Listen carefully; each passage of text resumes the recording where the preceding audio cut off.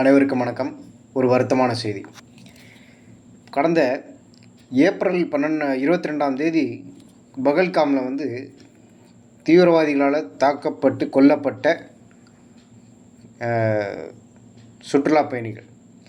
அப்போ என்ன ஒரு பெரும் துயரத்தை இந்த நாடு அனுபவித்ததோ அதை விட பல மடங்கு துயரத்தை இன்றைக்கி இந்தியா மட்டும் இல்லாமல் உலக நாடுகள் முழுவதும் அனுபவிக்குது.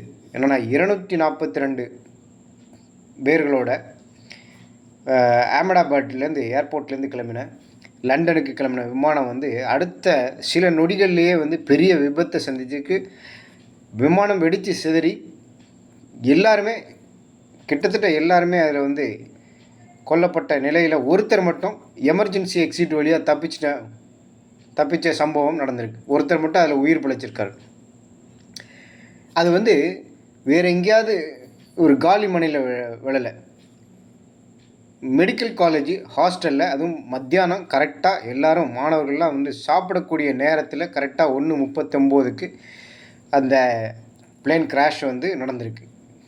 மெடிக்கல் காலேஜ் ஹாஸ்டலில் கரெக்டாக எல்லோரும் லஞ்சு சாப்பிட வேண்டிய நேரத்தில் நடந்திருக்கு. இதனால் என்னென்னா கிட்டத்தட்ட 300 பேர்கள் வரைக்கும்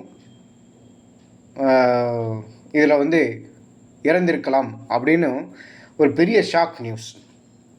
இதில் பயணம் பண்ணவங்க குஜராத் முன்னாள் முதலமைச்சர் சேர்த்து நிறைய விவிஐபிக்களும் இருந்திருக்காங்க.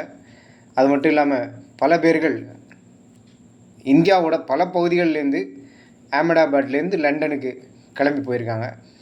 பல வேலைகள் நிமித்தமாக, பர்சனல் டூரு, ஃபேமிலி மெம்பர்ஸை பார்க்குறது, இப்படி பல வேலைகளுக்காக குழந்தைகள், பெண்கள், வயது முதிர்ந்தவர்கள், இப்படி எல்லாரும் அந்த விமான விபத்தில் இறந்து போயிருக்காங்க.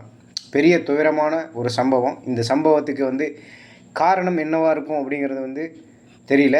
கிளம்பிய அடுத்த நிமிஷமே விமானி பெரிய ஒரு கதறல் சத்தம் கொடுத்துருக்காரு. நாம் எல்லாருமே சாக போகிறோங்கிற மாதிரி பயணிகளோட அலறலோட அடுத்த செகண்ட்லேயே என்ன ஆயிருக்கு, இந்த பிளேன் கிராஷ் நடந்திருக்கு.